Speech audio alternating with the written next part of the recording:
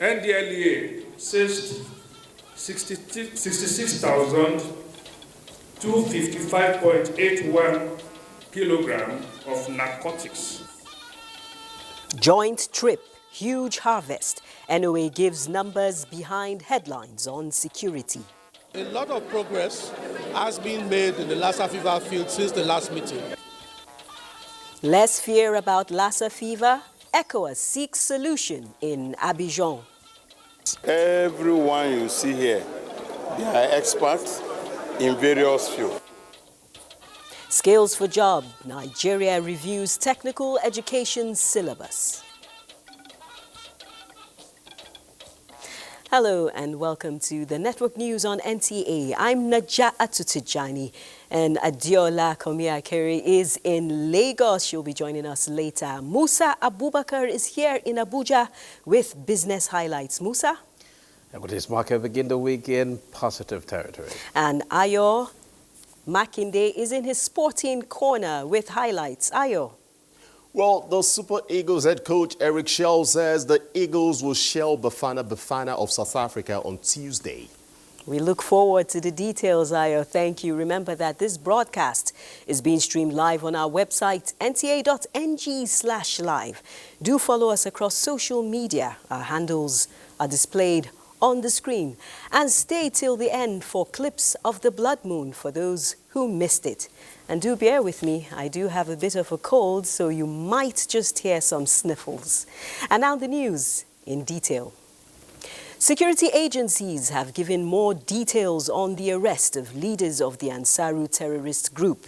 A joint press briefing coordinated by the National Orientation Agency disclosed that citizens' cooperation led to the arrest of the internationally connected terrorists, among other successes recorded by various security agencies across the country in the last 1 month. Kenneth Nanim reports. Security, they say, is everyone's business.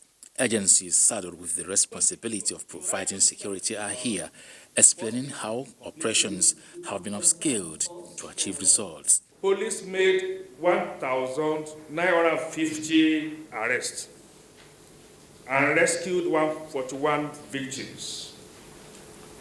NDLEA seized 66,255.81 kilograms of narcotics and deployed 48 new vehicles to the field. EFCC secured 588 convictions with over 21.06 billion naira recovered. NAFDAC seized 17 containers of falsified and unsafe goods, and immigration strengthened border control with 10,803 visas approved. The capture of leaders of Ansaru and Mahmouda terror groups were attributed to a tighter interagency coordination, credible intelligence-led actions, as well as expanded efforts to combat misinformation. The government position in all of this, the armed forces are prioritizing civilian protection and precision strikes guided by actionable intelligence in line with the directives of Mr. President. The briefing also pointed to efforts by government to strengthen border surveillance, safeguard foodstuffs and other consumables, as well as intensify anti-corruption fight. Kenneth Nanim, NTA News. Still on numbers, Nigeria is hosting data protection authorities from 6 African countries in a week-long governance study in Abuja. Ayodeji Makinde reports that the conference aims to deepen data privacy frameworks and share knowledge. The trajectory of Nigeria's digital economy is an attraction that is promoting collaboration with global and continental partners as Nigeria steers the wheel of digital transformation in Africa. The European Union and Nepal join in this course to fortify data governance, safeguard data rights of citizens and digital resilience. Please see this as also a train-the-trainer program where we get back to our countries so that we just dump all we've acquired there. Let's try and see how we can organize different teams, like different organizations, different countries. Try to impart knowledge. The EU remains your long-term partner, committed to multilateralism, digital inclusion, and African digital sovereignty. The call for more strategic investments to transform policy into action re-echoed with the Senate Committee on ICT and Cybersecurity. The people that can make this thing happen are the lawmakers in your country. If you do not engage them, if they do not understand what the issues are, it is a lot easier to legislate on roads, on buildings, on something physical than to legislate on data. The wait for Nigeria's digital economy and e-governance bill to become an act of parliament is on as the country navigates towards a secured cyberspace dominated with the currency of data. In Abuja, Ayodeji, Makinde, NTA News. On the health front, West Africa has learned valuable lessons from Ebola, COVID-19 and Lassa fever. But Lassa fever has proven to be a recurring disease in the sub-region, threatening ECOWAS health security priorities. Curtailing the spread of Lassa fever is therefore the major concern for experts at the regional conference holding in Abidjan, Côte d'Ivoire. Kelvin Ewunaye reports. A convergence of global experts in infectious disease control brought together by the West African Health Organization, WAHU, in furtherance of ECOWAS Health Security Initiative. Scientists, policymakers and donor agencies are brainstorming on how to work out a roadmap to find solutions to Lassa fever threat in the sub-region, with major focus on finalizing research on vaccination, identified as most realistic solution as cost of treatment to ribavirin, the only available drug, continue to surge and mortality rates on the rise in many West African countries. What Nigeria and Senegal have done in scaling up diagnostic efficiency in Lassa fever control over the years is one that gives hope that the scourge can be overcome with enhanced regional collaboration, which ECOWAS is seeking with this conference. I believe that a lot of progress has been made in the Lassa fever field since the last meeting. We just need to increase the momentum. We certainly need a lot more investment to move things along, and we need more hands on deck. Here is finding a roadmap for a governance structure for managing Lassa fever and other infectious diseases, using templates from countries like Nigeria and Senegal to accelerating regional solutions. In Abidjan, Côte d'Ivoire, Kelvin Ewunaye, NTA News. Back home in Nigeria, the country has taken delivery of essential maternal and newborn health commodities valued at 30 billion naira. The initiative is part of President Bola Tinubu's renewed hope agenda aimed at revitalizing the country's health sector. Olusheye Adiago reports. For decades, Nigeria has borne one of the world's highest maternal mortality rates. To confront this crisis, the Nigerian government launched the Maternal and Neonatal Mortality Reduction Innovation Initiative (MAMI) on the President Bola Tinubu's renewed hope agenda. Data shows that 172 priority local government areas across 33 states account for 55% of all maternal deaths. In response, MAMI has already been rolled out in 21 of those 33 states.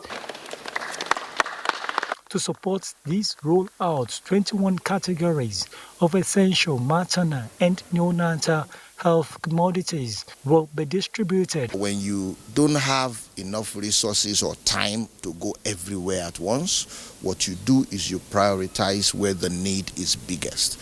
And that's the basis for selecting 10 states to start with. Identified local governments. 80 out of the 172 MAMI local governments are in these 10 states, and supporting them with these commodities. Each state, the 21 states we have been to, they actually have done their annual operation plan, and they have the MAMI implementation plan all inside the annual operation plan, meaning government budget will, be used to fund this AOP, and whatever that is coming from here now is basically to prime the pump. For development partners, MAMI represents more than a government program. It's a reaffirmation of collective commitments to protecting the lives of mothers and newborns across the country. In Abuja, Olusheye Adiagbo, NTA News.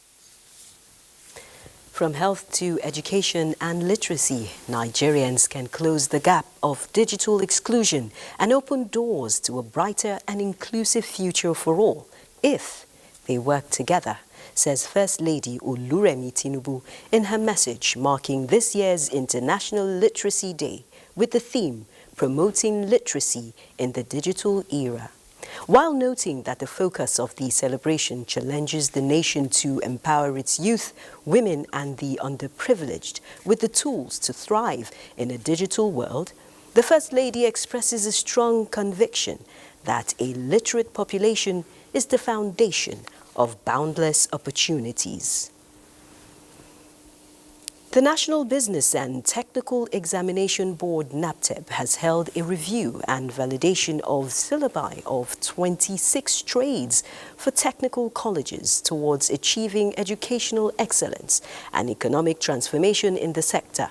Dennis Adegunloye reports that this initiative is expected to reshape the technical education landscape in Nigeria.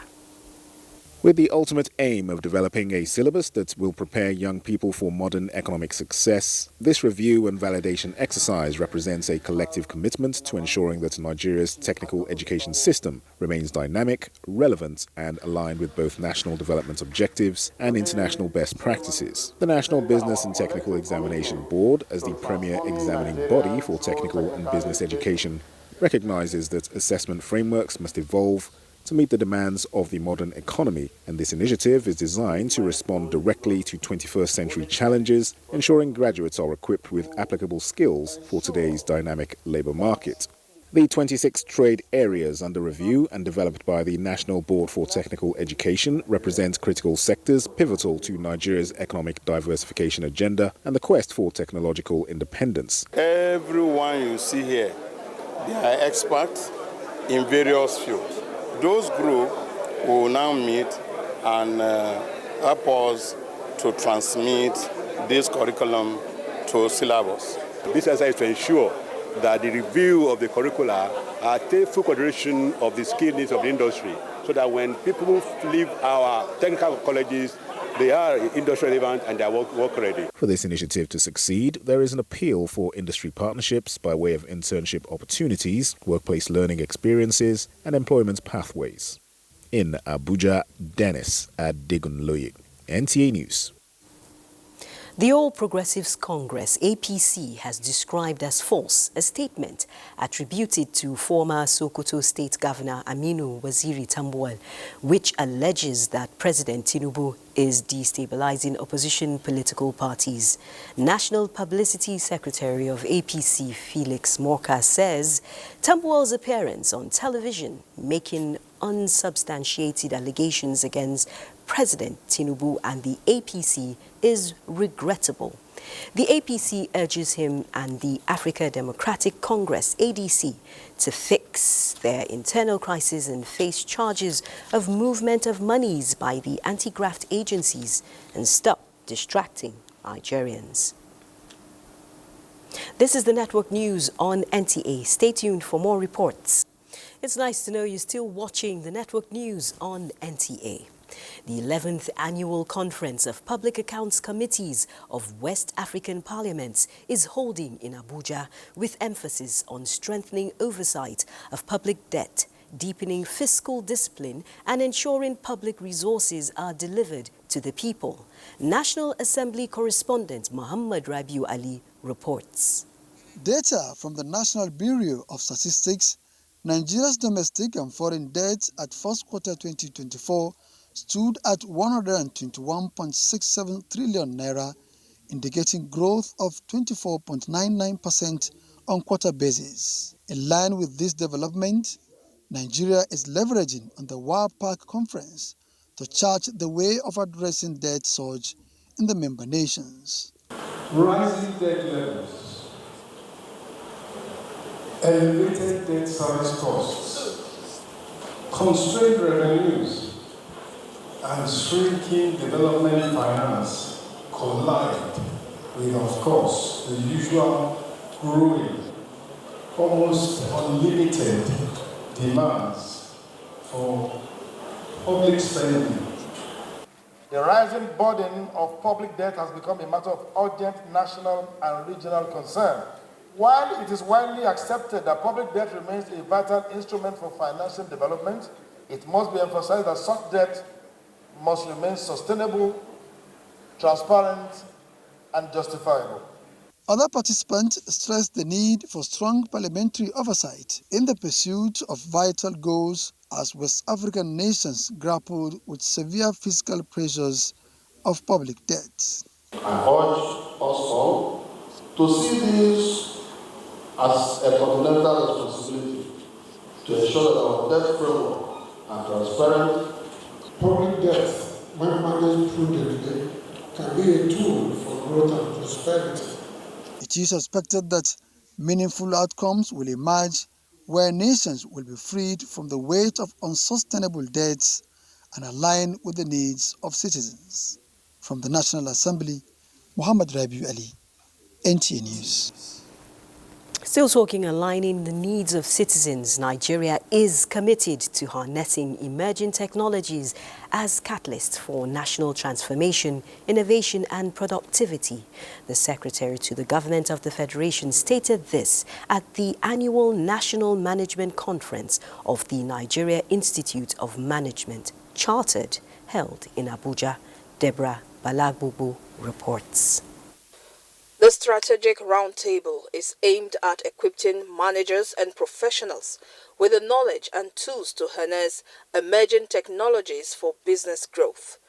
With the theme, leveraging emerging technologies to drive innovation, creativity and productivity, it is an opportunity to share knowledge and explore latest best practices in the management and technology adoption.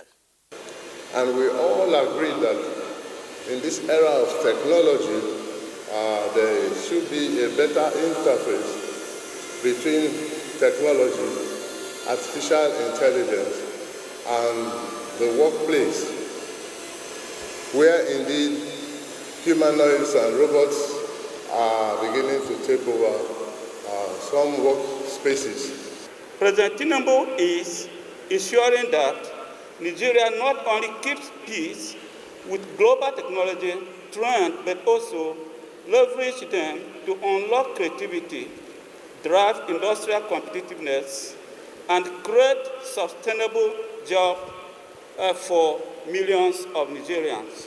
Technology is something that we must all embrace. Nigeria will be better than the US when we are able to convert our negative energy into positive energy. This year's conference will feature panel discussions and breakout sessions on topics such as artificial intelligence, youth empowerment, and human capital development to address modern management challenges. In Abuja, Deborah Balagbubu, NTA News. Stories of resilience and transformation are unfolding in Jigawa State as global development partners spotlight the state's bold steps to secure a healthier, smarter and climate-ready future. From upgraded health centers and schools to renewed hope for women and children, Jigawa is redefining what sustainable development means at the grassroots. Muhammad Musa Askira reports. Development Director of the UK's Foreign Commonwealth and Development Office, Cynthia Rowe, says the state's determination to tackle climate change and strengthen healthcare systems is not just impressive but vital for sustainable growth. On her part, UNICEF country representative Wafa Said explains that the delegation is in the state to formally hand over climate-resilient infrastructure executed by the partners. She commended Jigawa for achieving 60% immunization coverage and for returning thousands of out-of-school children back to the classroom. What we hope is that through the modelling that we are doing here today, that we will find a model that can scale up across Jigawa, across other states and across Nigeria. We have upgraded 29 facilities Of these, 12 are health centers and 17 are school, using climate smart solutions. As a mark of our appreciation for these interventions and considering their long-term positive impact, Jigawa State Government will pursue a gradual scale-up of the CRIPS initiative. Already under the Climate Resilient Infrastructure for Primary Health Systems program, over 90 facilities have been upgraded in the last 2 years. Out of 287 primary healthcare facilities across Jigawa political wards, 181 have now been modernized, with another 40 currently under renovation. From Dutse, Muhammad Musa Askira, NTA News. Meanwhile, in Kano, hope has shifted from promise to reality. Under President Bola Tinubu's renewed hope agenda, families once confined to tents and makeshift shelters are now stepping into permanent homes. At the Itache resettlement city in Ganduje, the National Commission for Refugees, Migrants and Internally Displaced Persons has gone beyond pledges, delivering palliatives worth millions of naira to restore dignity and self-reliance. Fatima Sanusi Arai reports. President Bola Ahmed Tinubu's renewed hope agenda, rebuilding shattered lives, is finding real expression in Kano.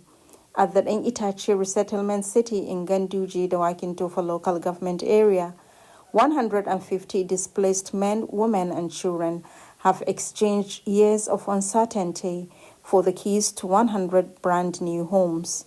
Along with shelter came vital tools such as farming equipment and school materials distributed. The total of over 11 million naira was invested to procure these items for us to reduce the burdens of these internally displaced persons. For Hadiza Abubakar, whose husband was kidnapped a decade ago, raising 2 daughters alone was a struggle. Today, with 2-bedroom apartment and the means to farm her own food, Hadiza says dignity has been restored. Wherever we go, we used to face a lot of challenges, but thank God for the support we get from the Humanitarian Commission. We really appreciate the effort so far made by the Commission. For thousands of internally displaced persons, government support is more than policy. In Kano, Fatima Sanusi Arai, NTA News. Thank you, Fatima. Pharaoh John Umunubo has been relieved of his appointment as the Special Assistant to the President on Digital and Creative Economy, Office of the Vice President, with immediate effect.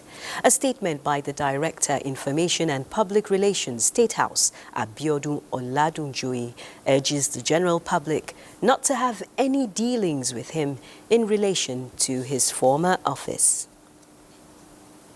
It's now time to join Adeola in Lagos for more news. Adeola.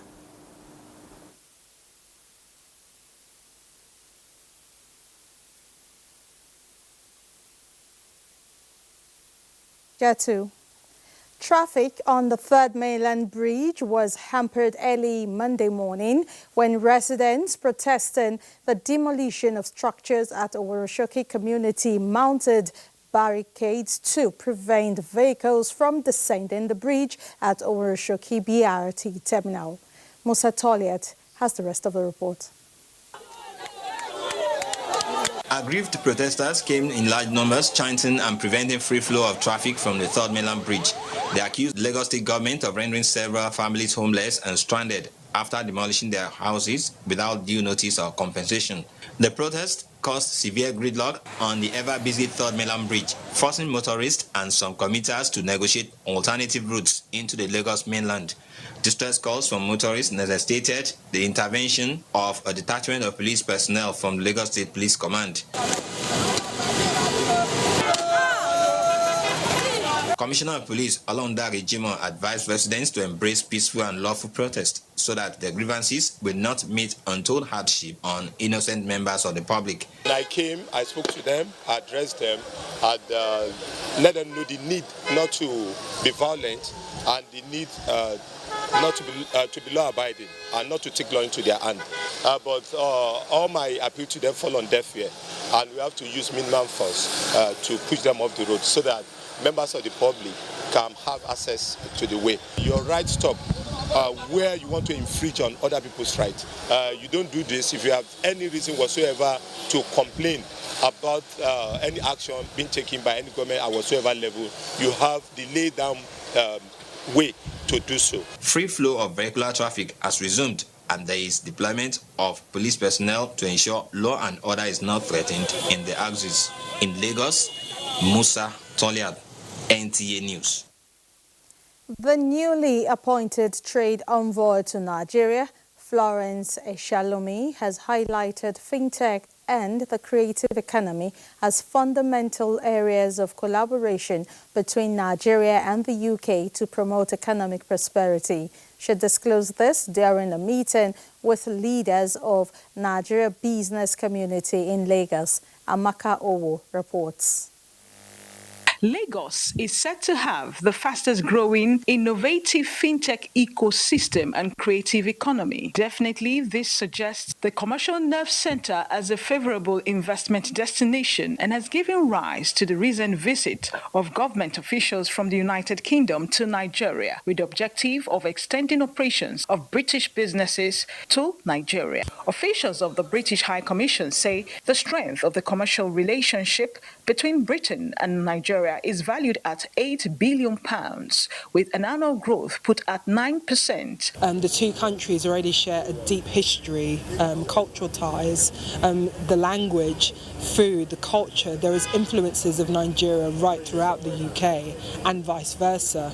So it's how we build on that to look at supporting economic development, to look at supporting job creation, to look at supporting those key trade deals. So you've got schemes like the ETIP, you've got schemes like the developing countries' trade investment, which is vital for Nigeria. The UK seeks to deepen its trade partnership with Nigeria, especially in the areas where they have the advanced experience of value addition, such as the fintech and the creative sector, where Nigerians are set to occupy a predominant position at a global level. In Lagos, Amaka O, NTA News. And those are the reports from Lagos. The network news will continue. This is the network news on NTA. We're talking industrial matters. The federal government is in a closed-door meeting led by the Minister of Labour and Employment, Muhammad Megarit Ngyadi, with representatives of the Nigeria Labour Congress, the National Union of Petroleum and Natural Gas Workers, and the Dangote Group. The meeting is aimed at resolving the lingering dispute over the unionization rights of Dangote employees. Before the session went behind closed doors, the minister appealed to all parties to consider the wider implications of the ongoing Nupeng strike on the nation's economy. He says this is gradually stabilizing. The Trade Union Congress of Nigeria has rejected the federal government's planned 5% tax on petroleum products. The labor union, in a statement by the General President Festus Osifo, says the workers are yet to overcome the economic realities following the subsidy removal. The TUC has therefore issued a 14-day ultimatum to federal government to withdraw the plan. Let's now join Musa Abubakar of our business desk for highlights. Musa? Thank you, Naja. The Executive Secretary of NIT, Dr. Oji Bonaya Oji, has urged civil society organizations to adopt a new agenda in Nigeria's extractive governance. Speaking during a courtesy visit to CISLAC in Abuja, he said civil society organizations must move beyond routine advocacy to evidence-based, solution-driven leadership, tracking energy transition commitments, analyzing disclosures, and tackling illicit financial flows. He highlighted NIT's partnerships with agencies such as EFCC, ICPC, NFRU, MBS, and NMPC Limited, as well as the creation of Data Center for Real-Time Disclosures. Dr. Orji challenged CISLAC to expand its work from bulletins to peer-reviewed journals that strengthen civic knowledge and global thought leadership. their roles from monitoring to providing broader oversight of extractive industries, from routine advocacy to knowledge leadership. Let us recommit our shared values of transparency, accountability, and citizens' engagement. Let us continue to champion reforms that make the extractive sector more responsive to the needs of Nigerian people. And the stock market, the Nigeria stock market closed today's trading session on a positive note, extending gains for investors. The all-share index advanced to 139,394.75 points, reflecting sustained investor confidence. A total of 36,036 deals were executed, with market activity driven by a robust turnover of over 947 million units of shares, valued at 17.97 billion naira. Meanwhile, the market capitalization climbed to 88.2 trillion naira, highlighting renewed momentum across key sectors. PZ Cussons Nigeria led to the gainers with 10% share price appreciation, closing at 35 naira 20 kobo per share, followed by University, Press, LR Lakes, and Legend Internet. On the losing side, Nigerian Enamel Wear came out last with an end-of-day price depreciation of 10% at 35 naira 10 kobo per share, followed by Industrial and Medical Gases, Union D Consult, and Thomas Yath Nigeria. With today's outcome, the equities market maintained its bullish run, closing the session firmly in positive territory. That's it. The news continues after. No excuses, just results. The firm directive from the Minister of Regional Development, Abubakar Momo, who issued the charge during a strategic retreat in Abuja to management teams of Nigeria's newly inaugurated development commissions. Ekene Undulue reports. The event marked the official launch of what the Minister of Regional Development described as a collective mission to build a better Nigeria, one underserved region at a time. With President Bola Tinubu's development blueprint on the table, the message to the newly appointed commission heads was clear. No room for excuses, only results that impact lives. The presidential priorities of this administration, of the Renew Hope administration, must be your guide in whatever you do, so that you align your projects, your programs, and your policies to all this area. These commissions are the instruments through which his Renewed Hope covenant with Nigerians will be felt at the grassroots level. Director General Bureau of Public Procurement, who anchored the retreat, harped on due process and accountability in procurement. He warned that violations will not go unpunished. It is not buying keke napep that is development.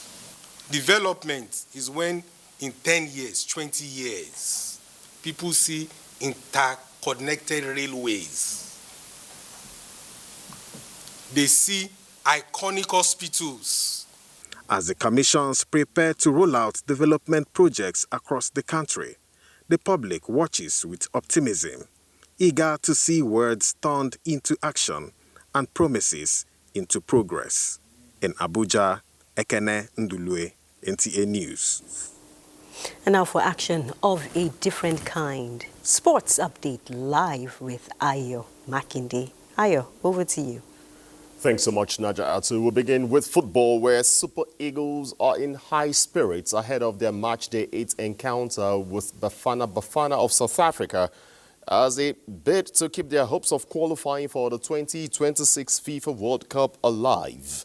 Beaming with confidence and motivation from their 1-0 win over Rwanda in Uyo, coach Eric Schell is keeping his cards close to his chest as the cheers are on for the maximum points against South Africa at the Free State Stadium in Bloemfontein on Tuesday after their training session hours ago. We know that this is a big game, so I'm really happy to play this game. Like my players, we are happy, and this is the moment to do a great game. A level of confidence because of the preparation that we have done. There's no arrogance or because we think something has happened in the game before. So we've prepared well. We'll continue to prepare well today. We're looking forward to the training session. And then tomorrow is a new game, new opportunity. But yeah, we definitely have a belief in what we can do as a team. The match is slated for 5 p.m. Nigerian time. Elsewhere, FIFA will reduce the number of international windows from 4 to 3 in a major change announced by the World Football Governing Body. The adjustment is designed to minimize disruptions to domestic leagues, aligning qualifiers, friendlies and other fixtures into well-defined breaks. This initiative will ease player fatigue, cut down on excessive travel, and create a better balance between club and country commitments. Mixed reactions have met this development, but FIFA maintains it will prioritize player welfare and improve the quality of football. That's your sports. It's back to Najatu. Thank you very much, Ayo. President Tinubu expresses sorrow over the passing of Leila Euphemia Fowler, lawyer, renowned educationist and founder of Vivian Fowler Memorial College for Girls in Lagos. Fowler, the Yeye Mofin of Lagos and mother of Babatunde Fowler, former chairman of the Federal Inland Revenue Service, died aged 92 years.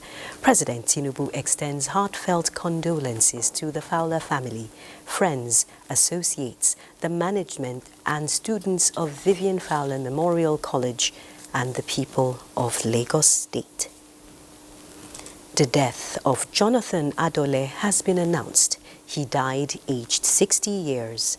Burial arrangements signed by Chief Patrick Ogbu on behalf of his League of Friends and classmates indicate that there will be a Requiem Mass at the Holy Trinity Catholic Church, Aguyi Ronsiwe, Maitama, by 4 p.m. on Wednesday, September 10, 2025, and service of songs and night of tributes will follow at the event center within the church premises by 6 p.m.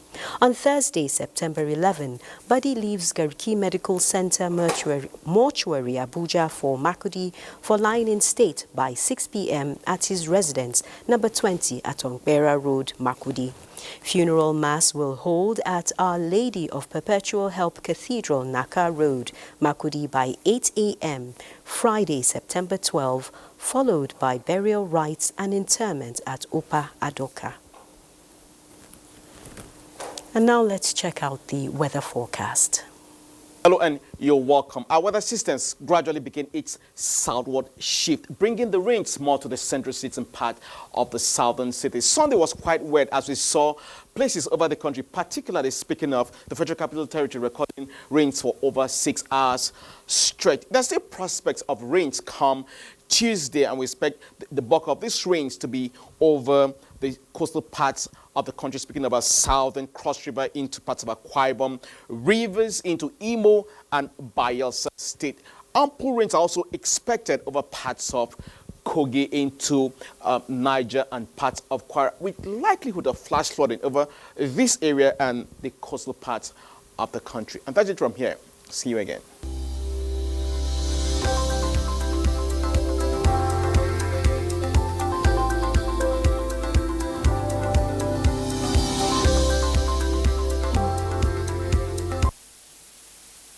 The outlook in Abuja seems to be cloudy and rainy. That concludes the network news on NTA. We'll leave you with these clips of the moon, which turned blood red on Sunday, 7th September.